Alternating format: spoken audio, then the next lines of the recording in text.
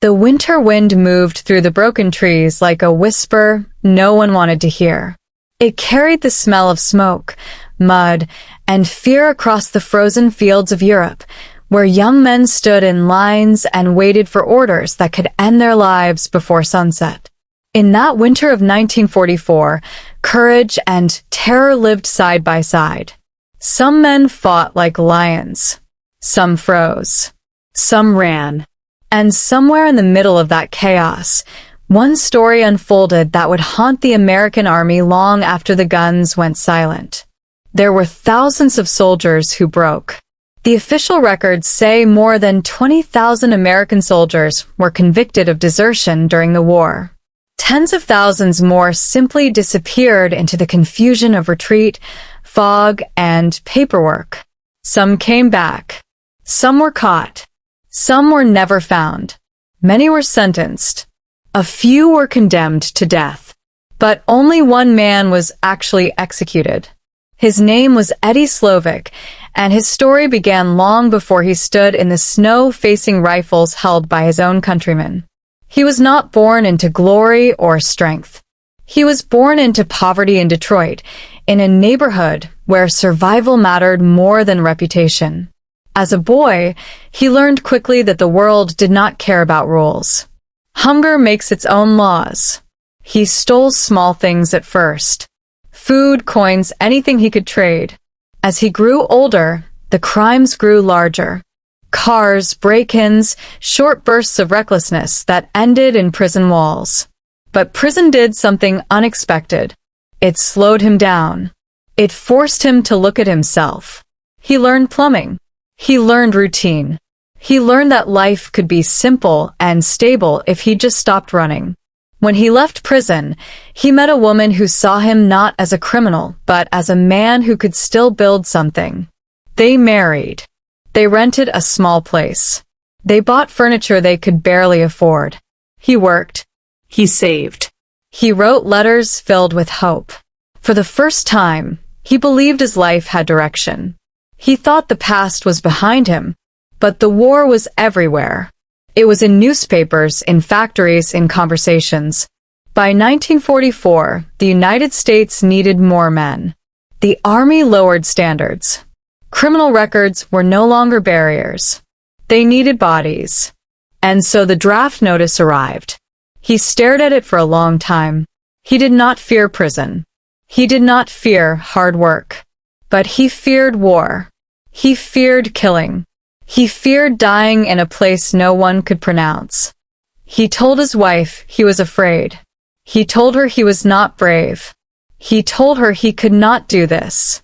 She told him he would be okay. Everyone said that. Everyone believed that training would make soldiers out of boys. But fear does not disappear with uniforms. When he reached Europe, reality was louder than imagination. The artillery never stopped. The ground shook. Men screamed. The air itself seemed violent. He joined a unit already exhausted and battered. Replacement soldiers were often treated as temporary, already half dead in the eyes of veterans. The first night he experienced combat, something inside him broke. He hid. He did not fire. He could not move. Later, he told another soldier that he would run. Not to the enemy. Not to surrender. Just away. Away from explosions. Away from death. And so he did. He walked. Not dramatically. Not heroically. He simply walked away from the front line, like a man leaving a job he hated. For weeks, he stayed with another Allied unit. He cooked. He worked. He was useful. He felt safe. But the army is a machine that eventually finds its missing parts. He was returned. His officers were not cruel men. They were practical. They told him to go back. They offered to forget. War made many things flexible. Most men would have accepted. Most men would have swallowed fear and gone forward again. But he had a different idea. He believed he understood the system. He had survived prison before. He thought prison was safety. War was death. So he made a decision that would seal his fate. He wrote a confession. He wrote it clearly, calmly. He admitted everything. He said he was afraid. He said he would run again. He handed it to his commanders, expecting chains, a cell, and survival. He believed the army did not execute deserters. History supported him. No American soldier had been executed for desertion since the Civil War. He thought he was being logical. The officers were shocked. Some tried to persuade him to destroy the letter. They warned him. They explained the risk. But he refused. He believed he had chosen the safer path. He trusted the system more than the battlefield. The court-martial was swift. The evidence was his own words. The verdict was guilty. The sentence was death. Still, he did not believe it. Many soldiers were sentenced to death and then spared. He waited. He joked with other prisoners. He expected prison. Then the war changed. In December 1944, the Germans launched a surprise offensive that became known as the Battle of the Bulge. American units were shattered. Panic spread. Some soldiers fled. Commanders feared collapse. Discipline became a matter of survival. At the highest levels, pressure grew. The army needed a message.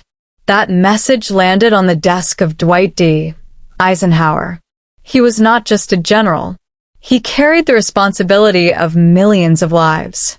He saw desertion not as individual fear, but as a threat to the entire war effort. One man running could cause 10 more to run. 10 could cause a line to break. A broken line could lose a battle. A lost battle could prolong the war. When he reviewed the case, he saw a man who openly refused to fight. A man who said he would run again. A man who, in his mind, endangered others. Eisenhower made a decision that was cold, strategic, and final. He confirmed the sentence. The night before the execution, the condemned man finally understood. The illusion of prison disappeared. Fear returned, deeper than before. He spoke about his wife. He spoke about his mistakes. He spoke about how he had believed the army would not kill him. He said he was being used as an example. In the morning, they marched him into a walled garden. Snow covered the ground. The soldiers assigned to the firing squad were young. Some had never killed at such close range. They avoided looking at him. War had taught them to shoot enemies, not their own. He was tied to a post. A target was placed over his heart. A priest prayed. The rifles were raised. The shots echoed across the frozen air. The war continued. His body was buried in a cemetery for the dishonored, far from the rows of heroes. His wife did not know the truth for years. She believed he had died in battle. When she discovered what had happened, she fought to bring him home. Decades passed. Presidents changed. Eventually, long after the war had become history, his remains were returned and buried beside her. The story did not end with his death. It became a debate. Some argued that discipline saved lives. Others argued that justice should be humane. Historians still argue. Soldiers still discuss it in quiet moments. What makes this story powerful is not just the execution. It is the questions. What is courage? What is fear? Is fear a crime? How far should authority go in war? And most of all, why do some men break while others endure? In every army, in every war, the same truth appears. Most soldiers are not fearless. They are ordinary people placed in extraordinary situations. They fight because of duty, because of friends beside them, because they must. But inside, many carry the same fear. The winter of 1944 forced the American army to confront that reality. The execution was meant to stop desertion. Whether it did or not remains uncertain, but the memory remained. The story became a warning. Years later, veterans would still remember the cold. They would remember the sound of artillery.